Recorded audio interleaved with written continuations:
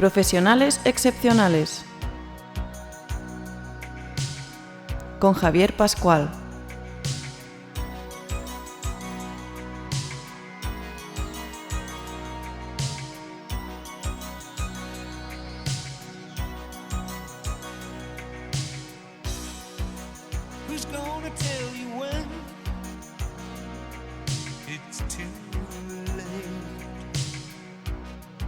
Con el patrocinio de la Fundación para el Fomento de la Innovación Industrial.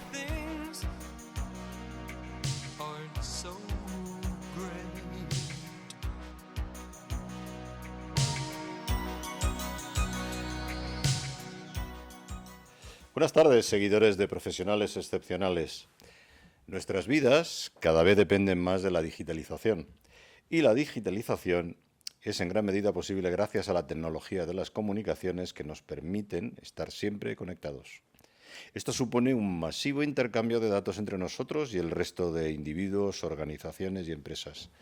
Y como ya hemos comentado, esa gran cantidad de datos se puede analizar, lo que nos permite conocer y determinar patrones y predecir mejor los comportamientos tanto de las personas como de las máquinas. Esta actividad da lugar a una especialización cada vez mayor en lo que se denomina la ciencia de los datos, y hoy veremos además, hablando de ello, a dos personas que son especialistas en este tema. Por otro lado, la creciente digitalización en la forma de realizar las actividades de nuestras vidas nos exige formarnos para poder sacar provecho y además poder identificar posibles amenazas, cosa que hoy en día hablamos mucho y de lo que vamos a tratar hoy también. Para hablar de esta ciencia y de esa necesidad de formación, hoy hemos invitado al programa a Israel Herraiz, que tengo aquí a mi izquierda, un especialista en estos temas que además nos hablará de su trabajo en una de las empresas que creo que todo el mundo que nos esté escuchando conoce y que utiliza todos los días, que es Google, ¿verdad? Israel es máster en Ingeniería Industrial por la Universidad de Cádiz y doctor en Ciencias de Computación por la Universidad Rey Juan Carlos. Ha realizado numerosas actividades como profesor. En concreto ha sido profesor en el Máster de Economía Digital e Industrias Creativas de la EOI y ha tenido una estancia en la Universidad de California Davis. Ha impartido también clase de Ciencias de la Computación en la Escuela de Ingeniero de Caminos de la Universidad Politécnica de Madrid, que también es nuestro sponsor en este programa, y ha sido profesor adjunto en el Instituto de Empresa y ha impartido el Máster de Data Science en el KS School, del que luego hablaremos, ¿verdad? Ello compaginando con actividad profesional en diversas empresas, como manager de Data Science en Amadeus IT Group, Amadeus es el de las reservas, ¿verdad?, de los aviones, de las compañías aéreas, y después de trabajar en el BVA, que fue una estancia corta, ¿verdad?, en esta empresa, pasó a incorporarse a Google, donde actualmente es Strategic Cloud Engineer, ¿vale? Y para ayudarme y amenizar el diálogo hemos invitado hoy también al programa como coequiper a Tony Almagro, que ya es conocido de todos nuestros seguidores y que estuvo conmigo en el programa hace unos días. Así que nada, bienvenidos y espero que disfrutéis del programa y hagáis disfrutar a los que nos siguen. Gracias. Sí, muchas gracias por la invitación, Javier. Pues vamos a la primera parte, Israel. Aquí tratamos siempre de dar un perfil personal de las personas, de los profesionales, estos profesionales excepcionales, y aparte de que hablar de vuestra experiencia, que, bueno, aparte de que la amplíes lo que tú quieras, que nos cuentes un poco sobre tu vocación, Sí. qué es lo que te hizo hacer ingeniería y cómo has vivido esa formación, para qué te ha servido también luego, porque también hablamos bastante de eso, ¿no?, de la formación, de cómo tiene que evolucionar la formación en el futuro de las personas, ¿no? Bueno, pues llevo ya 20 años en Madrid, pero vengo de Algeciras, allí es donde crecí. Estuve desde pocos años, 2, 3 años, hasta los 25, que me vine aquí. 20 años, ya son 45. Y bueno, estudié Ingeniería Industrial allí en Algeciras. No tenía mucha opción tampoco. Algeciras es una ciudad pequeña. Tuve la suerte de que había una escuela de ingeniería, una escuela universitaria de ingeniería técnica en su momento, la Escuela Universitaria Politécnica. Y cuando estaba como en segundo de carrera, pues ya se instauró el segundo ciclo de ingeniería industrial y pude hacer ingeniería industrial. Y bueno, podía haber estudiado obras públicas, podía haber estudiado industrial. Decidí ingeniería industrial porque era un título relativamente genérico. Había mucha industria química allá en Algeciras y de hecho mis primeros trabajos en realidad fueron en la industria química, en Cepsa, en Torras Papel. Pero cuando tuve la oportunidad me vine a hacer un doctorado aquí a Madrid. Fue una oportunidad que me cambió la vida, de hecho. Fue no pensaba, fue muy difícil salir de Algeciras y venir a Madrid a hacer un doctorado, o sea, y de hecho, o a buscar trabajo, lo intenté un par de veces y sin ningún éxito, o sea, tuve una entrevista, por ejemplo, en 3M que duró literalmente 5 minutos. Uy, 3M. 3M. ¿Quieres que te cuente yo mi experiencia en 3M? ¿Ah, sí? Sí, quedé finalista cuando acabé la carrera, Sí. después de un montón de días ahí haciendo pruebas de esas que te hacían cuando eras recién licenciado o acabado la ingeniería, y al final alguien me dijo, es que aquí todos son del EOI. Quedábamos dos. No me puedo creer. Perdona, que me del esté EOI, contando perdona. esto. De la UPM. No, del ICAI. Que Del ICAI. Pobrecitos de EOI. Sí, ICAI. sí. Dice, aquí todos son del ICAI. Dice, van a coger al otro. Digo, vale. No me lo puedo creer. Porque... Supongo que ya, si me está escuchando alguien de 3M, a lo mejor ya Bueno, cambió. sí. Pero bueno, ya sabes, es un hecho que la gente del ICAI es también, en este sentido, se apoya mucho. Probablemente sea muy bueno, sí, porque justo me pasó... Buenos son buenos, yo tengo amigos Sí, que son sí. del ICAI y siempre les cuento lo mismo. Pero Pues bueno. que justo me pasó eso, ¿eh? O sea, me rechazaron porque venía de una escuela desconocida, porque la Escuela Politécnica de Algeciras era un total desconocido, y bueno, y nada, a los 5 minutos me descartaron por origen. O sea, sí, fue, en fin, fue lo más próximo que estaba a sentirme discriminado por origen, sí. Pero bueno, volviendo a mi carrera, a los estudios, sí, pues estudié ingeniería industrial, luego ciencias de la computación, siempre había querido estudiar informática, me gustaba muchísimo y en cuanto tuve la oportunidad de hacer un doctorado, pues vamos, me agarré a ella como pude. Y bueno, y esa oportunidad es la que ha configurado después mi carrera profesional. Sí. Uh-huh. ¿Qué aprendiste? Pues... Realmente se aprenden cosas. Haciendo el doctorado entiendo que más que en la escuela, ¿no? Haciendo el doctorado descubrí un mundo, el mundo de la investigación. Yo, cuando era pequeño, siempre había sido buen estudiante, vengo de orígenes muy humildes, desde pequeño tenía claro que estudiando es como iba a poder salir adelante y luego se cumplió. Siempre me había atraído mucho el mundo de la universidad, enseñar en la universidad. No sabía qué había que hacer para enseñar en la universidad y resulta que pues tienes que hacer un doctorado y que para hacer un doctorado tienes que hacer mucha investigación. No sabía lo que era. El mundo de la investigación es, no sé, casi lo voy a decir, es brutal. No importa tanto la cantidad de esfuerzo que pongas en algo, es siempre el resultado. Eso fue una de las lecciones del doctorado, ¿no? Siempre había tenido esa idea de que hay una correlación entre esfuerzo y resultado, pero no es cierto. O sea, puedes estar... hay mucha gente haciendo investigación en temas muy relevantes, que ponen mucho esfuerzo y obtienen poco resultado por ello. Seleccionar el tema relevante para que el esfuerzo valga la pena y para que haya recompensa, eso es una lección que aprendí en el doctorado. Cuando empiezas un doctorado tienes muchas ideas románticas acerca de qué temas quieres investigar, pero muchos de esos temas son completamente irrelevantes. Sí, a veces además dependes de tu tutor, ¿no? Sí. Que sepa realmente a dónde quiere ir, porque si no estás un poco vendido, porque por mucho que seas muy bueno, por mucho que te esfuerces, necesitas ayuda muchas veces. Sí, esto es, lo comento como si fuera idea mía, pero en realidad mi suerte fue encontrarme con dos directores de tesis que estaban muy enfocados al mundo internacional, a la comunidad internacional de investigación, a conseguir financiación, proyectos, etcétera. Y claro, si quieres tener relevancia en ese mundo, tienes que dedicarte a temas que tengan relevancia. Y no es algo que aprendí yo por mí mismo, fue con su ayuda. Si hubiera dado con cualquier otro director, sí, otro gallo cantaría, habría sido bastante diferente. Yo tuve bastante suerte de encontrarme con directores que supieron orientarme muy bien. Pero aparte de dedicarte a formación, has trabajado, ¿no? Estuviste trabajando en Amadeus bastante tiempo, luego en el banco y Google, ¿no? De hecho, hace ya 10 años que abandoné la universidad, cuando estaba en la Politécnica.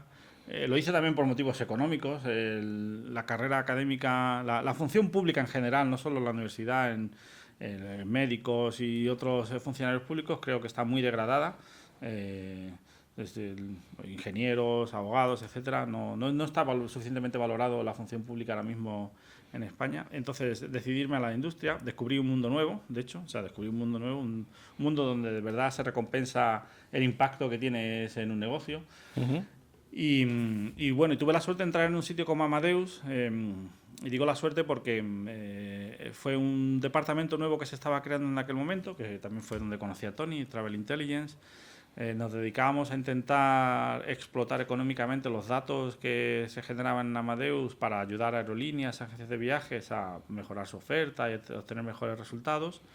Y el tipo de perfil de personas que saben manejar datos suele ser un perfil académico. Venía mucha gente del mundo académico, Tony, yo y muchas otras personas. Entonces, pues nos juntamos allí un grupo de gente con un origen relativamente homogéneo. Nos apoyamos mutuamente para entrar en una empresa como Amadeus, donde éramos los raros. O sea, no tengo ninguna queja, más todo lo contrario. Amadeus fue un sitio estupendo, pero éramos los raros y al principio nos costó encajar. Entonces, tuve mucha suerte de que entráramos todos juntos, más o menos, o en relativamente poco tiempo, con un perfil relativamente homogéneo para, pues, entre todos, poder tener más impacto dentro de Amadeus, hacer ver que, aunque éramos los raros y veníamos con otra cultura, pues, teníamos un choque cultural, y aunque la verdad mucha gente vino, digamos, hizo el esfuerzo de aceptarnos, tuvimos la suerte de estar todos allí juntos porque de esa manera pudimos adaptarnos mejor a cómo se trabaja en una industria. Y aquello fue para mí el pistoletazo de salida para seguir luego una carrera en la industria, ¿no? Por ejemplo, luego BVA, como has dicho, duré muy poco, contra mi voluntad, porque apareció Google por el medio. O sea, ¿Y te fuiste a Google? Y me fui a Google, no podía decir obligado. No obligado, pero yo era un sitio... ¿Google es tan bueno para trabajar como se dice normalmente? Sí, yo creo que sí. O mejor incluso, te diría. Sí, es el mejor sitio donde he trabajado y con diferencia. Y no tengo ninguna queja a los sitios que he trabajado. O sea, tanto en Amadeus como en BVA me sentía valorado. Alguna vez tuve algún problema personal, una vez tuve a mi hijo en el hospital, por ejemplo, una temporada corta. No tuve ningún problema, todo lo contrario, apoyo completo. Me sentía muy valorado y completamente apoyado cuando lo necesitaba. La verdad es que era un sitio muy bueno para trabajar, pero Google va un escalón por arriba, yo creo. Uh-huh. Sí, y bueno, no solo lo digo yo, mis compañeros, yo creo que todo el mundo opina lo mismo. Es un sitio donde hay mucha correlación también entre, digamos, recompensa, y no estoy hablando de dinero solamente, sino de qué es con lo que tienes, condiciones laborales y el impacto que tienes en el trabajo o en el negocio. Y quizá el reconocimiento, ¿no? El reconocimiento. Luego, si quieres, hablamos más en detalle sobre eso. Hay sistemas internos de peer bonus, por ejemplo, bonus para pares. Tú puedes darle un bonus a tu compañero cuando te ayuda con algo. Y es una cultura que, pues eso, fomenta el compañerismo, fomenta la orientación a resultados. Y bueno, es un sitio donde hay una gran demanda. O sea, hay una cierta presión tácita por contribuir, por hacer las cosas bien, pero no de una manera en la que pues estés bajo una presión constante de manera insana, ¿no? ¿Hay sillones para relajaros? Hay sillones para relajar. Hoy tenía un amigo enseñándole la oficina aquí en Madrid, donde había hay una cápsula de siestas. Tengo que confesar que nunca la he usado. No es porque aquí estén escuchando mis jefes el programa ni nada, porque de verdad nunca la he usado. Pero hoy, cuando he ido a enseñársela, estaba ocupada y no la he podido ver, porque había alguien echándose la siesta allí. Pero bueno, los jóvenes, ¿sabes? La generación Z. ¿Tenéis un temporizador para que no se quede toda la tarde? Tiene un temporizador, tiene todo, tiene musiquilla. Música relajante. Sí, también para despertar. Masajes también. Y masaje. Y tenemos masajes también, sí. Todavía, pero vamos, 6 años que llevo en Google, todavía no he usado ni un solo masaje. Tengo 10 horas acumuladas de masaje. ¿Cuántos sois en el mundo y cuántos en España? ¿Cuántos somos en el mundo? Ay, ya me vas a pillar. Creo que son como 180. La gente lo puede buscar en Google. Sí. Habría que buscarlo en Google. O sea, pero Google, en España, ¿cuántos son? En España seremos unos 600, 700 personas ahora mismo. ¿Y dónde estáis? Pues en Madrid fundamentalmente, y hay oficinas en Barcelona y en Málaga también. En Barcelona sobre todo hay gente de cloud, y en Málaga hay gente que se dedica a ciberseguridad. Hay una empresa que compró Google hace ya unos cuantos años, Virus Total. Esta adquisición de esta startup, pues cuando la adquisieron, la condición que pusieron las startups es que se tenían que quedar en Málaga, y Google accedió, y de hecho esta oficina está creciendo mucho.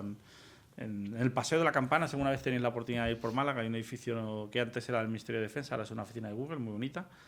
Y bueno, y en la península también hay una pequeña oficina en Lisboa también. Pero vamos, fundamentalmente el grueso está aquí en Madrid, sí, es donde hay más gente, sí. ¿Y qué hacéis tanta gente? Porque Google la conocemos por el buscador, o cuando nos perdemos con el navegador y buscamos un sitio, o dónde están los sitios para cenar, para comer. Pero tú no estás en eso, claro. Yo no estoy personalmente en eso, pero hay mucha gente en Madrid que se dedica a eso también.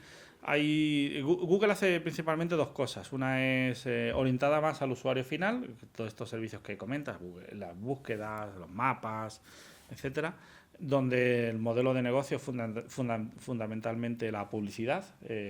Pues te muestran anuncios, la gente hace clic en los anuncios y cada vez que alguien hace clic en un anuncio, pues Google cobra una cierta cantidad al anunciante. Pero sobre todo el área de crecimiento más grande en los últimos años es Google Cloud. Y Google Cloud es una parte que es dedicada a empresas, es business to business, empresa a empresa.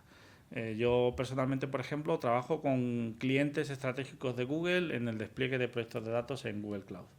Proyectos de datos en Google Cloud. Sí, Google Cloud es una plataforma Sí, para... sí. Metes un montón de información y luego...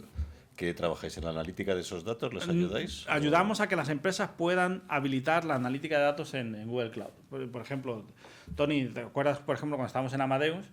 En tiempos en los que no existía todavía el cloud computing o no estaba tan popularizado, la cantidad de recursos que como científicos de datos que éramos en Amadeus teníamos en nuestras manos para poder analizar datos eran limitados porque eran fijos, ¿no? Pues de hecho teníamos un data center en Niza donde había una serie de máquinas que nosotros podíamos usar para analizar datos y estaba medio Amadeus usando esas máquinas. Entonces... Y teníamos un clúster pirata, ¿no? Que creo...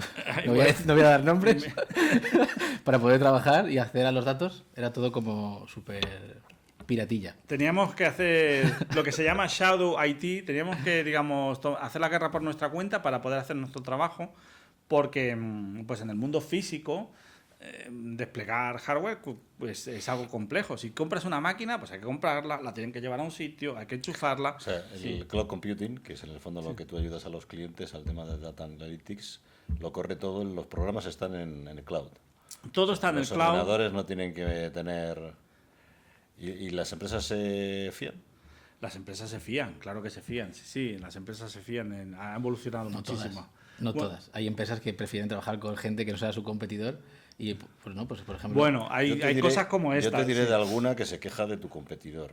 Bueno, normal, siempre va a haber quejas. De AWS y que dice que al final... Bueno, te estoy hablando de una petrolera que estaba corriendo modelos de control avanzado en cloud, que ya es arriesgado. Bueno, son modelos que al final no hace falta que sean críticos porque a veces son expertos, ¿no? Que van por detrás del tiempo real, pero van ajustando lo que es la producción y tal. Sí, pero la gente al final lo que pasa es que dice, bueno, si tengo virtualizado ya mis servidores, todo el control distribuido, etcétera, etcétera, me sale caro. O sea, bueno, me sale caro, pero no quiero entrar en esta discusión. No, pues podemos brevemente comentarlo. Sí, yo creo que todavía a día de hoy en muchos sitios hay ciertas resistencias, pero ahora mismo en el cloud tienes todo tipo de empresas. Tienes bancos con el core bancario en el cloud, en todos los proveedores, en Google, en AWS, en otros. Tienes empresas de telecomunicaciones que también suelen ser sitios muy sensibles porque tienen regulación específica sobre cómo manejar los datos. Amadeus está en la nube de Microsoft, por ejemplo, y Amadeus maneja datos muy sensibles porque son reservas aéreas, son datos personales, ¿no? Pues, sí. De hecho, os diría que ahora, hoy en día, lo raro es tener todavía on-premises, que es lo contrario, ¿no? Tener tus propios ordenadores, tus servidores, porque es muy costoso al final. Sí. Y a no ser que sea un requirement muy fuerte, ¿no? Por temas de seguridad o lo que sea. No, yo estoy de acuerdo con vosotros. Os digo solamente un ejemplo. Evidentemente, lo que pasa es que en la inversión en hardware yo creo que sigue existiendo. Por suerte o por desgracia. Sí. Yo creo que muchos clientes tienen inversión en hardware importante. Sí, es lo un del cambio ordenador cultural. tonto no lo tenemos ni nosotros. No. Y fíjate que ya lo intentó el pobre IBM cuando todavía apostaba por esas cosas. Sí.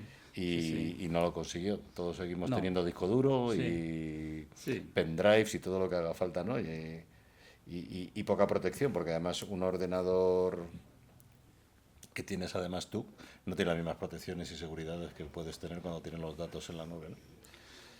Puedes tenerla, sí. Es un cambio cultural. Todavía las empresas cuando hacen dimensionamiento de la cantidad de recursos informáticos que necesitan, están acostumbrados, por ejemplo, a establecer un presupuesto anual, ¿no? Tú a principio de año puedes decir, me voy a comprar 20 máquinas. Y sabes cuánto te van a costar 20 máquinas porque las estás comprando en ese momento. El cloud es un modelo de pago por uso. Entonces, conceptualmente, desde un punto de vista de presupuestos, en realidad es un punto de vista de presupuestos, es algo muy diferente. Y bueno, es verdad que todavía pues ahí no encaja en la manera de funcionar de algunas empresas todavía. Pero bueno, yo creo que es algo que va a cambiar, ¿no? Me parece que es imparable.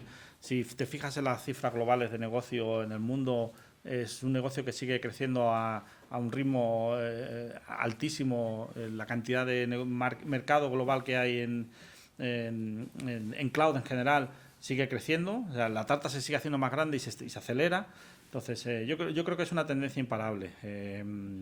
Y si llegaremos al modelo del cliente tonto donde tú solo te conectas al cloud, no lo sé, pero no necesariamente esa es digamos, la foto final, ¿no? Yo estoy contigo, Sí. yo estoy de acuerdo con que realmente lo lógico es tener los ordenadores subcontratados, el hardware y tener PCs tontos. Pero fíjate que se habla de esto, yo te diría que 20 años.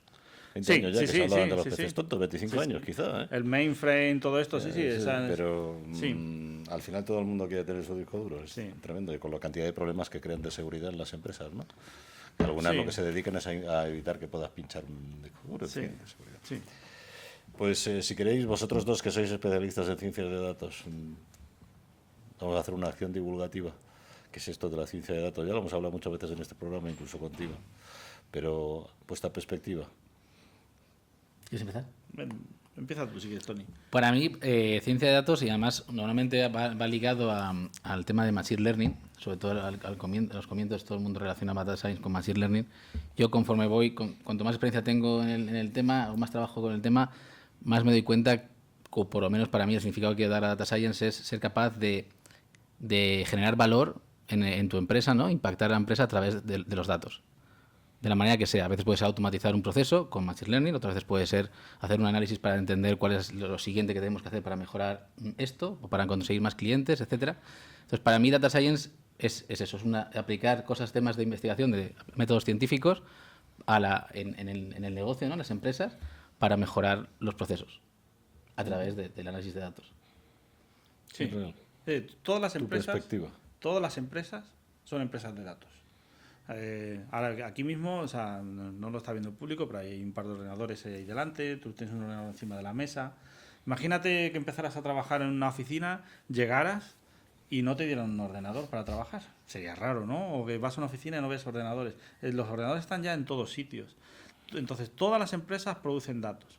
Y ser capaces de tomar decisiones basándote en esos datos técnicamente es complejo, no es algo sencillo, y el tipo de perfil que necesitas para poder extraer información de los datos no es algo que tradicionalmente hayan tenido las empresas. Igual que en muchos sectores pues contratan perfiles de investigación académica para hacer, pues, farmacéuticos, en otros tipos de empresas para hacer investigación, porque no es un tipo de perfil que encuentras en la empresa. En la ciencia de datos ha incorporado tradicionalmente mucha gente del mundo académico pues, en diferentes sectores para intentar extraer información de los datos. Gente que se dedicaba a investigación empírica. Bueno, hablaba de la investigación antes. Lo que yo hacía era investigación en ingeniería de software, pero era investigación empírica. Extraer datos, o sea, recoger datos y extraer informaciones o conclusiones de los datos. Y lo mismo que lo hacía con datos de proyectos de software, pues en Amadeus lo hacíamos con datos de aerolíneas o de agencias de viajes. Entonces, por esto ha habido este auge en la ciencia de datos. Las empresas son ahora conscientes de que las decisiones que toman basadas en datos son mejores. Entender a sus clientes, entender el mercado, adaptar la oferta al cliente. Esto es algo que tradicionalmente se había hecho basado en expertos, ¿no? Gente que conoce un mercado concreto, y eso sigue estando ahí, ¿no? Los expertos siguen estando ahí, pero los datos ayudan mucho a ser capaces de dilucidar cuál es la decisión correcta, ¿no?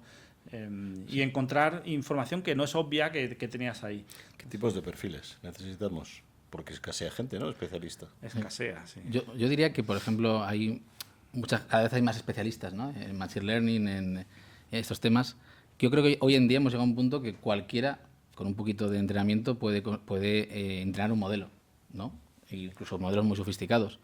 El problema o la amenaza, ¿no?, que veo es que necesitas una persona que sepa lo que está haciendo detrás. Tienes que tener a alguien que entienda el negocio, que por qué estoy haciendo esto y entonces tomar la decisión para ajustar ese modelo de la mejor manera. Entonces el primer challenge que veo es, ok, cualquiera puede hacer un modelo, pero tienes que encontrar, no todo el mundo puede encontrar el modelo adecuado para tu problema, ¿no?, digamos. Aparte, segundo challenge, en mi opinión, también falta bastante, es la comunicación. Por mucho que seas capaz de hacer este modelo, si no es capaz de comunicarlo al negocio, no es de convencer. Storytelling. Sí. Si no es capaz de convencer a la persona que tiene que pagar para que apueste por este proyecto, que es una prueba, ¿no?, en un principio, pues va a fallar. Y tercero, y también un perfil que ahora sí que está más en auge, porque ya empresas en Europa ya empiezan a estar en ese punto, ¿no?, es industrializar cualquier cosa, ¿no?, llevar a producción un modelo, porque una cosa es hacer un modelo yo en mi ordenador y comparto con alguien, y otra cosa es decir, no, ahora todos los países del mundo tienen que poder acceder a este modelo en tiempo real, con estos requisitos, etcétera, etcétera. Y eso es un perfil que ahora también está más en auge porque no es trivial. Y eso ya no se puede estudiar simplemente en un curso y ya está, ¿no? Eso requiere mucho trabajo, que puede hacer cualquier data scientist, pero con tiempo y con experimentación y con gente especialista en integrar esto, por ejemplo, en cloud, etcétera.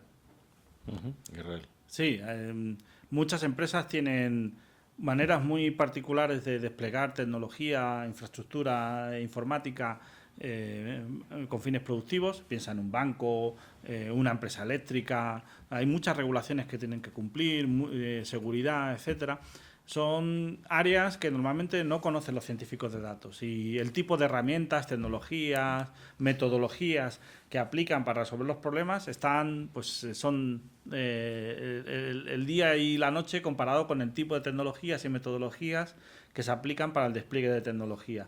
Entonces, hacer ese puente y ser capaces de adaptar un proyecto de datos para que se pueda desplegar, por ejemplo, en un banco, en una empresa de telecomunicaciones, etcétera, eso es muy complejo. Los proyectos de datos en las empresas mueren casi siempre en esta fase, porque es inviable cumplir con todos los requisitos no funcionales, ¿no? El requisito funcional de un modelo es a lo mejor hacerte una recomendación de un producto, pero como requisitos no funcionales pues tiene que cumplir con ciertos requisitos de seguridad, ciertos requisitos de tipo de tecnología que aplica, etcétera. Y aquí hay mucha gente hace falta mucha gente porque no hay muchísima experiencia. Es difícil encontrar gente con esta experiencia porque son mundos inconexos, ¿no? O sea, tú quieres decir, si os entiendo bien, es gente que conozca bien el aplicativo, que es la parte más sencilla, pero que al mismo tiempo sea capaz de hacer la parte consultiva, ¿no? Sí. Con el cliente, ¿no? Sí, y que con el cliente... Porque al cabo, si el cliente es el que tiene el conocimiento. Y con la tecnología. Y aparte de eso es el que lo va a usar y el que lo va a pagar, con lo cual la parte consultiva, como siempre, la venta de este tipo de servicios es importantísima. Y todo esto ahora se llama, ¿no?, MLOps, ¿no? En su día, después de cuando ya estaba todo el mundo con el software, se creó esto de DevOps, ¿no? Y para Data Science también estaba el perfil de DevOps, que es ayudar a poder crear estos modelos y crear este entorno de experimentación. Y ahora ya está lo que se llama MLOps, ¿no?, que es directamente ser capaz de llevar estos modelos en producción, ¿no?, para que sea parte íntegra de tus sistemas de la empresa. Sí, es que la ciencia de datos se llama ciencia de datos porque tiene este origen académico, aunque ahora ya la gente se forma en estas áreas y no tienes que tener este origen académico, pero vino con todas sus bondades y con todas sus maldades también. El desarrollo de investigación en la Torre de Marfil, que no tiene ninguna aplicación y que a nadie interesa, esto también pasa en la ciencia de datos en las empresas, porque no tienes en cuenta cómo se tiene que desplegar o cómo se va a consumir pues ese modelo que estás haciendo. Entonces, ser capaces de hacer ese nexo y tener un equipo multidisciplinar que evite que te desvíes tanto como para que el proyecto ya sea inviable, eso es muy importante. Me acuerdo, por hablar, por ejemplo, de BBVA, el trabajo que hacía en BBVA, que era justo los equipos en BBVA, nuestro cliente era un cliente interno, nosotros hacíamos cosas para el banco, a lo mejor alguien en una oficina tenía una herramienta que le ayudaba a tomar decisiones.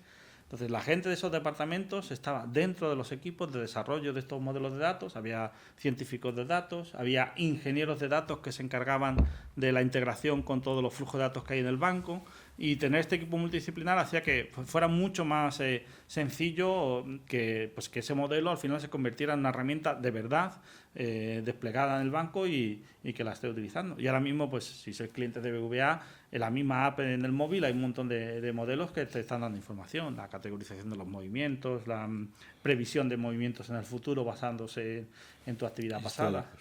Y eso ahora mismo está integrado en la app, por ejemplo. Y bueno, no solo BBVA, hablo de BBVA, que es lo que conozco de primera mano, pero estoy seguro que muchos otros bancos tienen cosas muy parecidas también. Sí. Sí, de hecho los bancos creo que en ese sentido son de los pioneros, ¿no? En Europa, por ejemplo, que no hay empresas que nacieron del dato, son los primeros que han implementado modelos de Machine Learning en producción, creo que han sido los bancos. No sé si habrá algún otro tipo de empresa que también se escapa ahora mismo, pero son los que van a un adelanto con respecto a otras industrias. Sí, esto quizás no es tan obvio, ¿no? Porque siempre pensamos en nativas digitales, tipo, no sé, Spotify, Netflix, este tipo de empresas que también aplican Machine Learning como parte de su negocio, las recomendaciones, etcétera. Pero hay bastante Machine Learning aplicado sobre todo a la experiencia de cliente, a la experiencia de usuario en los bancos. Y bueno, hay muchas apps, hay casi te diría una competición entre los bancos por hacer cuál es la app más amigable, más sencilla de usar. Yo, Israel, lo que veo ahora, lo que me ha sorprendido, porque, bueno, hablando de datos, ¿no? Vosotros sabéis que los que hemos trabajado en control industrial, vosotros eres ingeniero industrial, o sea que sabes lo que es el control industrial muy bien, aunque te hayas dedicado a otras cosas.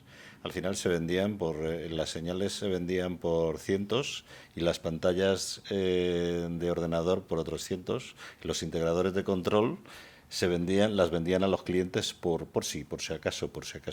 No se hacía absolutamente nada con las señales, no se integraban en operación, los operadores además se volvían locos porque tenían demasiada información y demasiadas alarmas, la mitad de las pantallas no las abrían y no se guardaba además ningún histórico porque toda la información se perdía. Sí. O sea, esto ha sido una realidad del control industrial de hace mucho tiempo. Sí que ha cambiado muchísimo, yo he visto que compañías grandes están haciendo cosas interesantes, he ido a alguna. También es cierto que hay mucha reticencia, estarás tú de acuerdo, si has trabajado en el tema industrial, que era mi pregunta hacia ti. Si lo constatas tú también, hay mucho interés ahora en el tema industrial, está haciendo cosas muy interesantes en el tema de mantenimiento predictivo y en tema de análisis de máquinas. Creo que se está haciendo más análisis de maquinarias que análisis de líneas. Creo que ahí hay por mi parte, creo que hay. Lo que he averiguado y veo es que no se está haciendo realmente un análisis de optimización de líneas o de producción. No. Se está haciendo mucho a nivel de equipo. A nivel de equipo, hace muchos años que las turbinas tienen modelización a través de vibraciones, etcétera, etcétera, porque una turbina conectada a un sistema no es lo mismo que la otra misma turbina conectada en otro cliente y en otro sitio. Sí. Ya, aparte ya de los parámetros de mantenimiento, que eso sí que te los carga cualquier modelo General Electric o cualquier fabricante de turbinas o Bentley. Por eso digo que yo creo, ¿no ves tú también, no tenéis clientes en el mundo industrial que están haciendo cosas de estas? Porque creo que por fin la gente de mantenimiento, y a pesar que si me oye alguno lo siento, pero la gente de mantenimiento lo hace todo perfecto y nunca tiene problemas. Creo que a pesar de eso, creo que ya están entrando por la vía del mantenimiento, pero creo que todavía falta juntar la optimización con la analítica de datos, de forma que no solamente sea un predictivo de fallo, sino un predictivo de fallo y una exploración, por llamarlo de alguna forma, de la zona óptima de funcionamiento de todos los sistemas, que es muy complejo. La verdad es que hay analítica, matemática y todo lo que quieras meter, porque son sistemas muy, muy complejos, quizás más que la de los bancos. Sí, empieza a haber más industrias. Cuéntanos tu opinión. Sí, empieza a haber más industrias. Yo creo que coincido totalmente contigo en ese problema. A nivel local, optimización de una máquina, una bomba, una turbina, el mantenimiento predictivo ha funcionado muy bien porque hay una cierta instrumentación y, digamos, un cuerpo de conocimiento muy establecido ya en estadística, etcétera, y el mantenimiento individualizado de cada uno de los componentes de un proceso industrial. Eso es un problema resuelto hace ya más de 20, 30 años, te diría. La optimización integral de una planta, eso es un problema por resolver. Y vemos ya cada vez más industrias interesadas en el cloud para resolver este problema. O sea, ¿por qué no estaban haciendo, por qué una industria, una fábrica, una refinería, una fábrica de papel? Yo trabajé en una refinería, en una fábrica de papel en prácticas cuando todavía estaba estudiando. Pues, ¿por qué no hacían esto? Pues no tenían los instrumentos para hacerlo, no se recolectaban las señales, no se guardaban, no se aprendía de ellas, no tenían la infraestructura tecnológica para poder analizar esos datos, no tenían la gente a lo mejor tampoco disponible dedicada a analizar esos datos.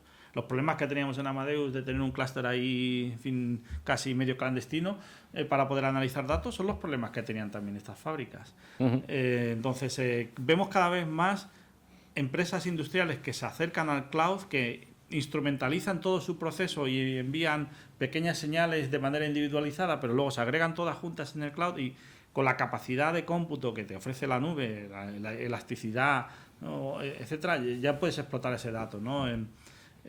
Analizar datos es muy caro. Analizar datos es muy caro si lo haces, sobre todo si no lo haces en el cloud, ¿no? Parece que estoy aquí vendiendo el cloud, ¿no? No me llevo comisión, lo prometo. Parece. Pero si tienes en cuenta la capacidad que tú necesitas para poder analizar datos, es una capacidad alta y no estás analizando datos continuamente. Un análisis de datos va a ejecutarse durante un cierto periodo de tiempo. Entonces es un tipo de carga de trabajo que se ajusta muy bien a la elasticidad del cloud. Tú necesitas mucha capacidad en un momento determinado. Cuando ya has terminado de analizar el dato, cuando has terminado de entrenar un modelo, esa capacidad ya no la necesitas justo en ese momento. Entonces la puedes liberar, ¿no? Ahí el pago por uso tiene mucho sentido. Esto es un modelo que no existía hace 20 años. Entonces, no estaban los instrumentos puestos para poder hacer ese tipo de optimizaciones. Y cuando si una empresa hubiera querido hacer eso, la inversión habría sido demasiado alta. El caso de negocio no sale, porque comprar infraestructura que no vas a usar solo de vez en cuando es como comprarte un coche que solo vas a usar los fines de semana. O sea, a lo mejor te conviene alquilar el coche los fines de semana, ¿no? Ese es el tipo de cuentas que hacían las empresas industriales, y son el tipo de cuentas que ahora ya sí te salen con el cloud, porque es alquilar el coche los fines de semana. Pues eso hago yo, justo, no tengo coche y lo alquilo cuando voy a hacer algún viaje o algo, lo alquilo y ya está. Sale caro cuando pagas ese momento, ¿no? Pero más caro saldría. No, si te haces el cálculo de lo que vale un coche. Claro, eso digo, que al final tiene razón Isra. No. Muy bien, chicos, pues si os parece pasamos a un pequeño intermedio y seguimos luego. Vale.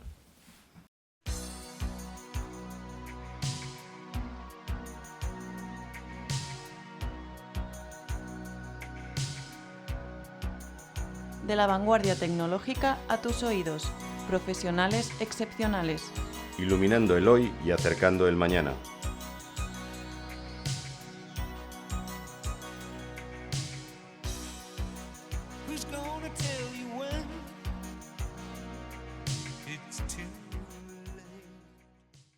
Seguimos, si os parece, porque vosotros dos habéis tenido una experiencia muy interesante cuando estuvisteis en Amadeo, empezasteis o participasteis, nos lo contáis ahora, en un máster, ¿no? Sí. ¿Cómo era la empresa? Que no sé, ahora es School, ¿no? K-School, sí. Sí, es algo que me hace sentir muy orgulloso o sea, siempre nos sentimos orgullosos del trabajo que hacemos, pero en particular esto yo creo que ha sido una contribución que hemos hecho positiva al mundo. Empezó de una manera casi egoísta, te diría. Cuando estábamos en Amadeus, queríamos contratar gente porque necesitábamos mucha gente, era un negocio en crecimiento y costaba muchísimo encontrar gente. Hacíamos muchas entrevistas y, no sé, de cada 30 o 40 entrevistas que hacíamos, a lo mejor encontrábamos un candidato bueno, y era mucho tiempo perdido. Entonces decidimos hacer un programa a imagen y semejanza del perfil que buscábamos. En Data Science, como hace falta, digamos, tener esa experiencia que se adquiere en el mundo académico, quizás en otros sitios, pues en realidad no había tanta cantera de la que intentar tirar para contratar gente, y con el máster pues intentábamos pues aumentar esa cantera. Y ahí fue también donde trabajamos casi más estrechamente Tony y yo, porque Amadeus casi no nos solapamos, porque yo salí cuando él entraba. Ahí fue, pues Tony y yo trabajamos mucho tiempo ahí. Y sí, a mí el máster es algo que me motivaba muchísimo, porque era una formación que estaba dirigida a adultos, ¿no? No era una formación para chavales que acaban de terminar la carrera, etcétera. Había mucha gente queriendo dedicarse al tema de los datos en aquella época, pero la barrera de entrada es alta, ¿no? O sea, ¿cómo consigues tú una experiencia similar a una experiencia académica de análisis de datos? Es muy difícil. No tienes las herramientas o los datos ni siquiera para poder hacerlo. Entonces, ayudamos a mucha gente a reconducir sus carreras profesionales hacia el mundo de los datos. Y bueno, y todavía por ahí alguna vez me encuentro a gente muy mayor. Me recuerdo, por ejemplo, una persona que era comercial del Lenovo, vendía portátiles, y unos portátiles estupendos, los de Lenovo, me gustaban mucho, pero tenía 50 años y se quedó sin trabajo. Y me lo encontré un día en una conferencia. Estaba trabajando en una startup de Data Scientist Junior, casi diría, ¿no? Y a lo mejor pues pensar, ¿no? Pues oye, pues vaya, ¿no? Posición, o quizás alguna otra persona así pues estaba contentísimo. Estaba haciendo lo que de verdad le gustaba, etcétera. Y sí, la verdad es que Ya no estamos haciendo el máster en Data Science, pero es algo que deberíamos seguir haciendo. ¿Cuánto tiempo duró aquello? 6, 7 años. Sí, empezamos... Porque yo estuve 4 o 5. Sí. Empezamos a montarlo en el año 2015, porque me acuerdo que había nacido mi hijo y estaba yo de permiso paternidad. Yo creo que la primera edición fue en 2015 también. Sí, y 7 años. Bueno, sigue haciéndose todavía, ¿eh? Ahí hicimos un programa, vinieron muchos profesores y no sé, yo creo que se sigue haciendo todavía. Pero ya no están los buenos. Nosotros ya no estamos. Ya, nosotros ya no estamos, pero se sigue haciendo, sí. O sea, y pues ha durado años y hemos tenido, no sé, 20 y tantas, 30 y tantas ediciones. Algunos años hacíamos ediciones presenciales en Barcelona, aquí en Madrid. Se las llegó a lanzar en Valencia también, me parece. Sí, creo que una o dos. Sí, entonces sí, fue una época muy bonita. Fue justo todo antes de la pandemia. Yo creo que ahora la formación ha cambiado muchísimo, se ha vuelto mucho más online. El tema online, bueno, está bien, ¿no? Joder, trabajo en Google, ¿no? Que voy a decir del tema online. Pero sí, pero ¿Se puede borrar? Pero yo creo que la formación presencial, el ancho de banda que tienes presencialmente cara a cara, no lo tienes online. Y fue uno de los factores diferenciadores que teníamos en ese una máster. cosa, yo creo que un buen, por mi experiencia personal también, haciendo alguna en Zoom, yo creo que alguien que pueda dar mucho la talla en directo puede perder mucho trabajando Sí. porque los skills son diferentes. Sí, y sí. también he visto gente que se defiende muy bien en los temas de Zoom, porque tiene otras habilidades. Sí. Pero cuando tienes en Zoom 15 personas y todos moviéndose por la pantalla, entre que no les ves la cara, que tienes que ir moviendo pantallas, que a veces no es tan sencillo, tienes que tener mucha habilidad para agrandar a uno, poner al otro pequeñito, verles la cara, ver quién se te está perdiendo, es facilísimo que se te pierda alguien. Sí, yo les obligaba a ponerme la cámara. Digo, por favor, o sea, me obligaba, pero oye, por favor, en general, si no os importa, no tenéis nada que esconder, podéis poner la cámara porque es mucho más fácil veros, para comunicarse es fundamental. Pero también como profesor es muchísimo más duro online que en presencial. Porque presencial es otra cosa, pues estás ahí Sí, y pero es más no, fácil seguirlo. yo no le encuentro vamos a ver, yo creo que es imposible disfrutar algo, disfrutar quizá tanto en presencial, se disfruta, y disfrutar tanto en remoto creo que es imposible. Yo creo que se pierde mucho, o sea, como profesor pierdes disfrute. Sí. Puede ser que seas tan bueno que al final la gente pues sí, te sigue, aprenda con los ejercicios, puedas despertarlo, hay que tener mucho dinamismo, en fin. Sí, vale. mis alumnos se pasaban bien, pero yo acababa agotado. Sí, la porque verdad. además La formación y la mentorización. 2 horas en un ordenador mirando la pantalla Durísimo. Es inhumano. pues, es inhumano. O sea, Sí. estamos de acuerdo. Pero bueno, yo creo que habrá que acostumbrarse porque evidentemente los costes son muchísimo más baratos, la gente lo puede hacer sin necesidad de desplazarse, Sí. pero bueno, hasta dónde va a llegar a todo esto pues no lo sabemos, ¿no? No, la formación, sobre todo la formación de adultos, el tema del online yo creo que ya es Bueno, y de irreversible. niños en la pandemia iban al colegio con... En la Desde pandemia, casa. mi hijo que estaba todavía en infantil en la pandemia hacía clases online y era horrible. A pesar de los esfuerzos de los profesores, era horrible y no voy a decir completamente ineficaz, pero bastante más. Hombre, ineficaz. la eficacia está clara, es mantener la obligación. Tenía Sí. que ponerse allí y tener la habitud, ¿no? De Sí. todos los días tengo clase, pero desde luego los resultados prácticos debían ser terroríficos. No, y de hecho Un niño hay- no te aprende mucho mirando por un ordenador. Hay estudios de niños que durante la pandemia y los confinamientos estaban en la etapa en la que tienen que aprender a leer, etcétera. Ha tenido impacto. Eso ahí es muy fácilmente medible y ha tenido impacto. Sí, No, sí. y Un impacto negativo. Y el colegio es una labor de socialización, no nos olvidemos. claro. Y entonces socializarse por un ordenador es como lo que va a pasar con las empresas del teletrabajo. La vinculación al final la pierdes con la empresa, te conviertes en un mercenario. Sí. Hoy en día, que además la gente joven cada vez es más mercenaria, Sí. pues al final van a durar 3 días en una empresa y se van a ir a otra que le dé más tiempo libre y que le deje trabajar más o teletrabajar más. Sí. Pero al final formar un equipo en teletrabajo es complicado, ¿eh? Sí, y luego depende de la gente. Yo estuve un año trabajando totalmente en remoto, en YouGov, y la verdad es que a mí se me hizo muy duro. O sea, y eso que tenía con el que trabajaba está muy a gusto, pero al final no tener ver a la gente frecuentemente, pues no ayuda. O sea, para crear lo que dices tú, ¿no? Para crear un equipo, para crear la sensación de estar Bueno, Yo he tenido un equipo en varios países, la verdad es que he tenido esa experiencia de tener uno de los mejores equipos que he tenido con gente muy buena, pero claro, primero era gente elegida, que me dejaron elegir, gente además muy hábil con las tecnologías, gente además que lograron llevarse muy bien y luego con mucho, aunque estaban en diferentes países, mucho team building. Claro, De eso vez es. en cuando Es que cuando eso nos es clave. veíamos aquello era la carcajada, ¿no? Y luego con la BlackBerry, porque en aquella época usábamos BlackBerrys, estaban todo el día enchufados con el chat los tíos. Y te puedo decir, que en esa experiencia te puedo decir que el grupo que formé, que también era de chavales jóvenes, de gente buena aquí en España, yo creo que se comunicaban más estos en remoto Sí. que estos en España metidos en la oficina. Pero sí, había que darle mucha vidilla al tema del team building y cuando se juntaban, nos juntábamos para pasarlo bien, ¿no? Sí.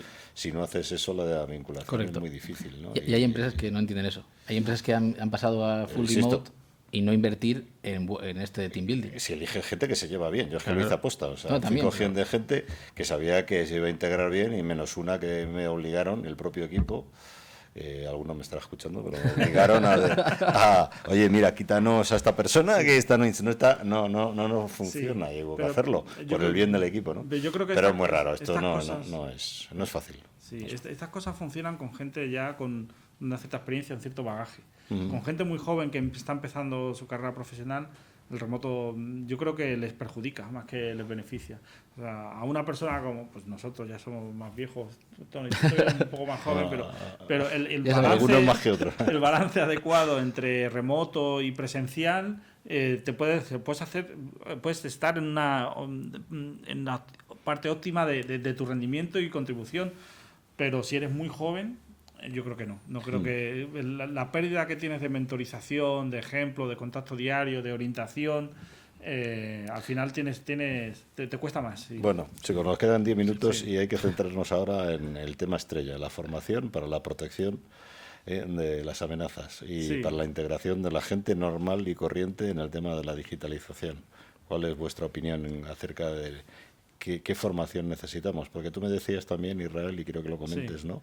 Que hay que quitarse el miedo, ¿no? Al cambio, el miedo a Sí. la amenaza, pero lo que hay que hacer es formar a la gente y tú trabajas también, das muchos cursos y formaciones de ese sentido. Sí, la única constante es el cambio. Esto es inevitable. No se puede luchar contra ello, creo. No, el cambio social y económico es imparable, porque al final vamos a mejor. O sea, soy un tecno optimista, ¿no? Como buen ingeniero pienso que la tecnología nos puede hacer un mundo mejor. Entonces esto es imparable. El rechazo de la tecnología para mí es un error. Y cuando ya somos mayores, más viejos, pues bueno, quizás da un poco lo mismo, pero la generación más jóvenes, en los niños, en la escuela, el rechazo de la tecnología, yo creo que es un error. Y lo que hay que hacer es aprender más.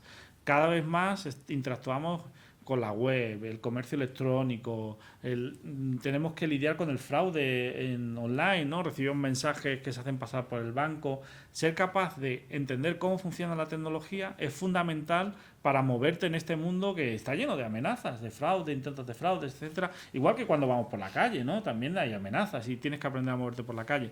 Entonces, yo creo que la integración de la tecnología en la formación desde los niños más pequeños es fundamental, ¿no? Y no solo aprender cómo se usa, que también, sino también cómo funciona, ¿no? Igual que aprendemos ciencias o matemáticas y a veces la gente se cuestiona, ¿no? ¿Cuál es la utilidad de aprender esto de ciencias si luego no lo voy a usar en la vida real, ¿no?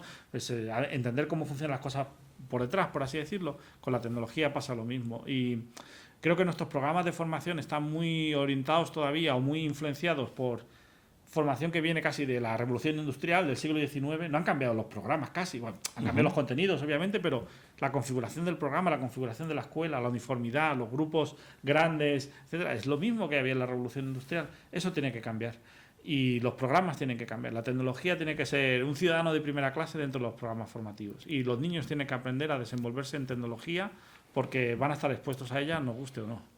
Tenéis un programa de formación, ¿no? Si quieres comentarlo en Google, ¿no? Google tiene un programa de concienciación, casi diría más que de formación, pero también de formación. Se llama Sé Genial en Internet. Hay, por ejemplo, un módulo sobre cómo elegir contraseñas, cómo gestionar tus contraseñas. Hay módulos sobre cómo funciona la web, cómo ser capaces de, cuando vas a una web, dilucidar si es un sitio fraudulento o un sitio legítimo, y muchos otros. Y está pensado para niños, está pensado para... Pues no sé exactamente qué edades es, pero probablemente sean niños de primaria. Me parece fundamental. Igual que les enseñamos a salir a la calle, a lo mejor no irse con cualquier extraño que pase, aprender a cruzar la calle, ese tipo de cosas, lo mismo es con la tecnología. Vienen muchos cambios, el cambio está acelerado, la tecnología digital acelera el cambio, porque pues, digamos, no tiene esa vinculación al mundo físico como las tecnologías más tradicionales, y eso siempre se acelera. Si miras todo el cambio, el crecimiento de diferentes plataformas, el primer millón de usuarios en Facebook, el primer millón de usuarios en TikTok, los tiempos son cada vez más cortos. Entonces, ahí creo que es incluso más fundamental hoy en día una formación adecuada en tecnología, pues para enfrentarse al mundo que vienen. Los niños que están creciendo ahora mismo en un mundo muy diferente al que crecimos nosotros, pero muy diferente. Y no podemos aplicar las mismas reglas que aplicábamos cuando éramos pequeños, o que nos aplicaban nosotros cuando éramos pequeños, porque ya no funcionan. Y la prohibición o el rechazo a la tecnología para mí es un error, sí. Tony, ¿querías comentar algo? Sí, o sea, yo estoy de acuerdo con eso. Yo añadiría también que una constante que además hace falta ya, ¿no? Independientemente de la tecnología, es el desarrollar el pensamiento crítico. Creo que el conocimiento es una parte, ¿no? Necesitas que conocer algo para poder criticarlo, digamos, ¿no? Pero también yo creo que desde el punto de vista educativo hay que hacer más énfasis en desarrollar esta capacidad de pensamiento crítico, de hacer challenge a las cosas que ves, y razonar, ¿no? Y resolver problemas también complejos. Son una serie de capacidades que yo, como ha dicho Isra, ¿no? Yo creo que no se hace hincapié en nuestra formación normal, y creo que son claves para moverse en el mundo de hoy, para tener éxito profesionalmente en educación y en todo. Sí, pero si os fijáis, lo más normal es que hoy en día se hace todo mucho más fácil. Es que los niños ese desarrollo de pensamiento crítico lo tengan complicado, ¿eh? Sí. Porque claro, si tú, por poner un ejemplo de los años 50, el que no era espabilado en España no subsistía. Correcto. ¿Vale? Y según ha ido viniendo el desarrollo, pues hemos necesitado menos espabilamiento y hemos entrado más en la dinámica de lo establecido, de la norma. Pero ahora es que ya pasamos de la norma a la manipulación, o la posible manipulación, con lo cual la gente se vuelve más tontita. O sea, por ejemplo, con los navegadores nos estamos haciendo idiotas, ya no pensamos cómo se va de un sitio a otro. Los GPS, sí. Miramos uno a otro, y sí, perdona, no era el navegador del ordenador, pero me refería a los de los coches. El tontón, o sea, ¿no? el tontón no hay que decirlo. ¿Por qué no? Hemos dicho Google, hay que decir tontón. Todo el mundo ya, sí, la verdad es que es curioso cómo se ha quedado con el nombre, todo el mundo habla del tontón. Sí, pero perdona. Decías, no, digo que nos pasa a todos, ¿no? Que cada vez somos más tontos, tenemos menos pensamiento crítico, y a lo que tú decías es complicado. Yo veo que esta sociedad cada vez es más manipulable. De hecho, nos manipulan más. Y de hecho, yo creo que hay mucho politiqueo, mucho político que sabe cómo manipular la opinión para conseguir al final los votos o sacar adelante las propuestas que a él les interesan, ¿no? Y la clave es la educación. Y el problema es que los políticos cierto. prefieren que la educación sea mala para que sea más fácil de manipular. Lo siento mucho, pero es una realidad. Entonces, y el problema es ese, que no hacemos hincapié suficiente en lo importante que es la educación para conseguir todo lo demás. Pero tú has dicho una cosa que me gusta, que es importantísima, es enseñar a la gente, a los chicos jóvenes, desde que son pequeñitos, a mantener posturas y a defender criterios. Y es que esto en la educación que tenemos aquí en España, yo no sé, habrá cambiado mucho ahora, pero vamos, me da la sensación de que sigue siendo una educación... el libro. Exactamente. Sí. En Caminos, por ejemplo, yo daba clase de estadística, y en estadística la asignatura era muy teórica, y yo intentaba hacer que los alumnos hicieran análisis práctico de datos usando Excel, hojas de cálculo, nada muy sofisticado, y luego tenían que presentar ese trabajo. 10-15 minutos hay unos datos aquí, se han extraído estas conclusiones, etcétera, como un pitch ahí de tu idea. No he visto sufrir a la gente tanto como en esas presentaciones. Eran ya adultos, eran ya mayores de edad, eran alumnos de universidad, en primero, pero ya adultos. nervios, temblar la voz, sudar, colorados, sufrimiento, la palabra es sufrimiento. Y no puede ser que un chaval con 18 años sufra para presentar 4 o 5 ideas que han preparado estupendamente, porque no hay nada, no hay ningún tipo de error ahí grave ni nada, y sufrían muchísimo simplemente presentando 4 ideas. Si eso pasa con 18 años, no, eso quizás te puede pasar con 8. Vale, lo entiendo, con la primera vez que lo hagas, pero con 18 ya tenías que estar muy acostumbrado a presentar ideas frente o defender una postura.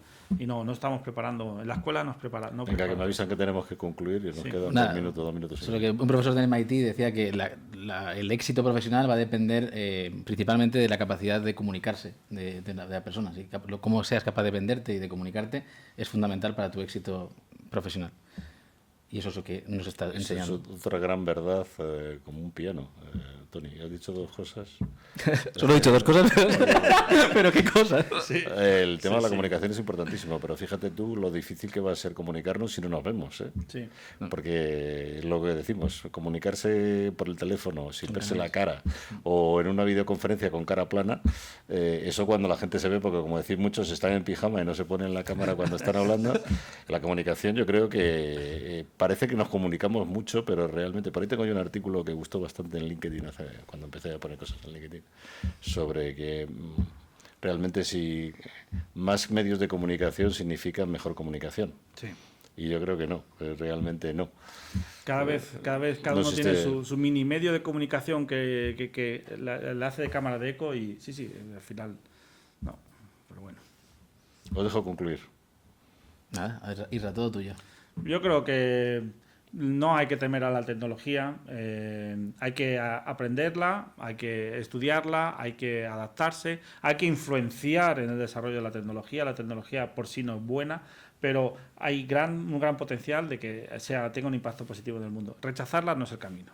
Y tener curiosidad y perseguirla. Sí. Me parece también fundamental. Sí. La actitud. Y la actitud.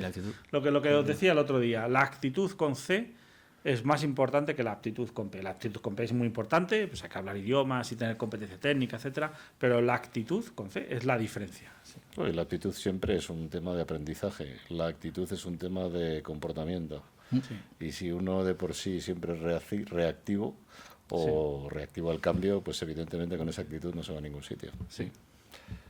Muy bien, señores, pues encantado. Bienvenidos, podéis venir cuando queráis a seguir hablando de estos temas, ¿vale? Y muchas gracias, Tony, por ayudarme hoy en el programa. Encantado, un placer. Gracias. Muchas gracias, Israel. Muchas gracias a vosotros. De la vanguardia tecnológica a tus oídos. Profesionales excepcionales. Iluminando el hoy y acercando el mañana.